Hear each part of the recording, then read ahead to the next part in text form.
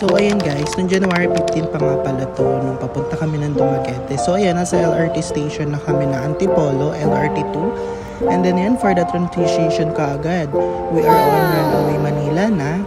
And then after that, pababa na rin kami kaagad ng departure kasi kailangan namin umabot sa oras namin. So ayan, aura muna ang magkapatid. And then ayan, hindi magpapahuli si Inday for the aura, for the go. So ayan naman ang kuya niya, diretso na sa departure. So ayan, after that pa, nabibisit muna kami sa bilihan ng pasalubong para kila mama at papa. So ayan, nasa mga chocolates and biscuits kami. Then after that, for the board ang mga first one. Ayan, after departure, waiting na kami on the way na din sa airplane. And ayan guys, nasa airplane na kami. Waiting na lang makaupo lahat. And then ayan, nasa loob na and waiting na lang po sa aming flight. And then after that, ayan, dumaan na sa Ninoy Aquino Terminal Airport. And then ayan guys, pataas na kami. And then palipad na ang mga bakla papunta ng Siquijor. Sorry, Dumaguete pala guys. Kasi magta-travel din kami ng Siquijor later after namin sa Dumaguete. So ayan, kitang-kita nga pala dyan yung Soler and then yung ginagawa sa may MOA. Ayan, kita din ang IKEA. And ayun yung likod ng MOA guys, yung tinatabunan nila ng buhangin. So ayan, medyo pahapon na, pababa na ang araw. And then after that, nakatulog ang mga bakla and booms, nasa Dumaguete Airport na ang mga bakla for the go. So ayan, kita nyo naman ang kuko ko sa paa, napakadumi. And yan, here we are sa bahay na ng aking jowa. So ayan nga pala, pinarang kami ng papa niya guys. Akala namin walang lechon, yung pala naglilechon na. So ayan, pasayaw-sayaw pa si papa. Ang saya-saya niya no guys. Kasi guys, actually piyesta din dyan nung pumunta kami magkapatid. Kasama yung kapatid ng jowa ko. Ayan, yan nga pala yung mga handa nila. Diba ang dami, pero kami lang yung bisitang tatlo. And nandyan din nga pala yung mga pinsan nila.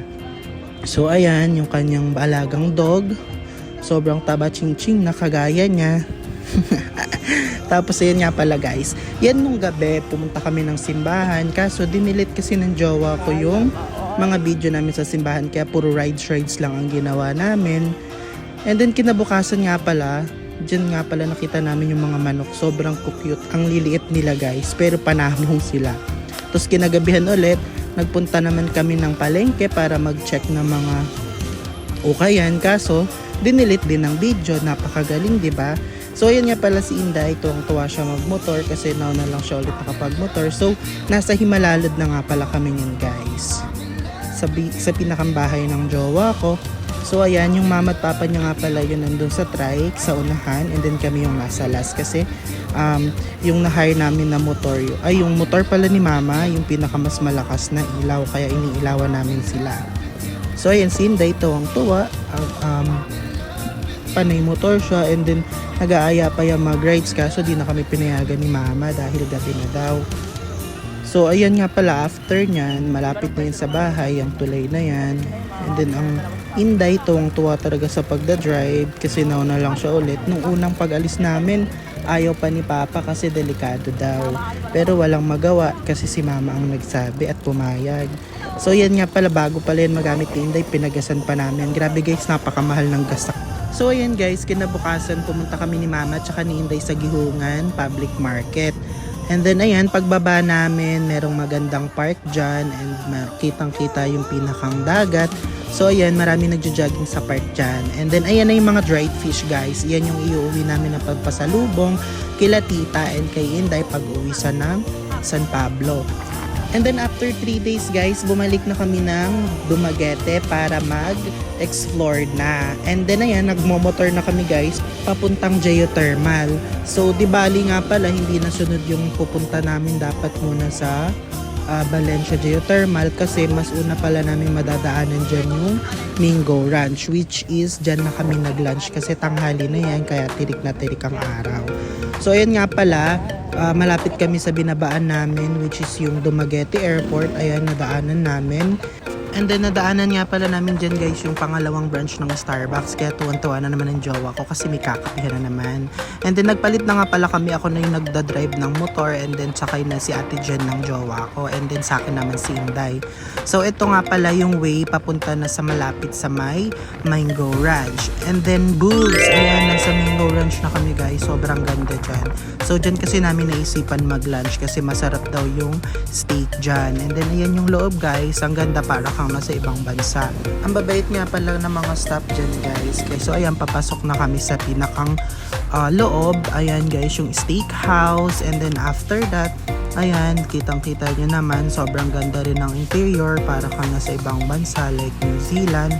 And then dyan nga pala banda sa likod na yan, meron nga pala dyan guys ginagawang bagong parang paliguan and yung mga slides. Ayan guys, so hindi pa tapos na napunta kami. And then ayan, after kumain, lumabas na ulit kami and then picture-picture. Sobrang aliwalas guys, kahit ang init, napakalamig ng hangin. And then after that, transition na ulit, diretso na kami sa Valencia Geothermal. And then nadaanan mo namin yung mga monkey. Ayan, ang cute and sobrang bait, hindi sila namamato. And then yung mga tao nagbibideo lang and papakitang gilas yan yung mga unggoy. And then ayan guys, diretso naman na kami sa May Tulay kasi dito yung daan papuntang Geothermal. So napakaganda dun guys, as in, ayan, sobra para ka na sa ibang bansa, sobrang sariwa ng hangin. And then napakaganda talaga, sobrang makapigil hininga guys. Ayan nga pala yung bagong gawang tulay papunta dun sa Geothermal. And then ayan guys, medyo nagbagal kami dyan kasi sobrang cool talaga. And then iba nga pala yung amoy dyan guys, parang may chlorine na mabantot na utot na. Tapos parang itlog na bugok guys. And then ayan, stop kami saglit and then picture kasi sobrang ganda ng view dyan. And then diretso na kaagad kami guys sa Pulang Bato. So doon kami dapat magsiswimming. Pero naisip kasi namin na baka bumantot kami at wala kaming dalang damit. Kaya nag-picture taking na lang kami. So ayan, iyan na yung pinakang falls. So merong maliit na falls and then iyan yung pinakang malaking falls guys. So mas marami ang naliligo dyan. So ayan yung hanging bridge pababa ng falls. So bago bumaba, ang Inday nagpa-picture and video muna para daw may remembrance siya. And then ayan, nasa baba na nga pakala kami. Sobrang lakas ng bagsak ng tubig guys. So ayan, basa yung part na yan dyan. And ayan guys, sobrang ganda talaga, kaya na-videohan ko siya ulit. Grabe, diba? Sarap dyan maligo guys. Naglublob lang kami ng paa by the way. Kasi nga wala kami baong damit. And ayan, pabalik na ulit kami. Andito na kami sa hanging bridge. Dahan-dahan lang yung jowa ko kasi natatakot siya. And then for that, diretso naman kami sa The Forest Camp.